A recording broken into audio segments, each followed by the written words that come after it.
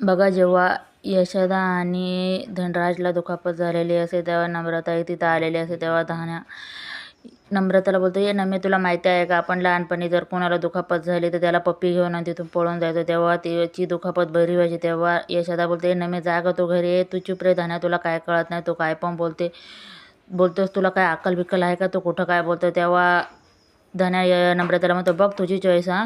तेव्हा तो बोलतो, "ये नम्रता जा गं तू घरी, ये नम्र जा गं तू घरी, नको बाई डोक्याला ताण देऊ माझ्या इथं." तेव्हा नम्रता तिथून जायला निघते आणि यशाची पप्पी घेते इतकी जोरात आणि तिथून पळून जाते. तेव्हा तो बोलतो, "ए." तेव्हा सगळे हसायला लागतात. सगळे बोलतात, "वा, नम्रताने छान काम केलं, आता यशोदाचं दुखणंच बरं होईल."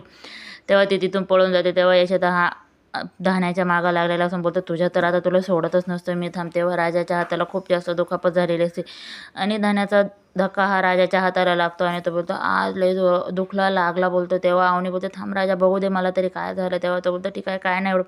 तेव्हा सगळे जमा होतात आणि बोलतात, "काय झालं बघू दे." तेव्हा तो बोलतो, "काय नाही, ठीक आहे मी आता." तेव्हा धन्या अवनीला बोलतो, "अवनी वहिनी, तुम्हाला जर नमितावाली ट्रीटमेंट करायची असेल तर तुम्ही पण करू शकता, म्हणजे राजाचं दुखणं एकदम बरं होईल.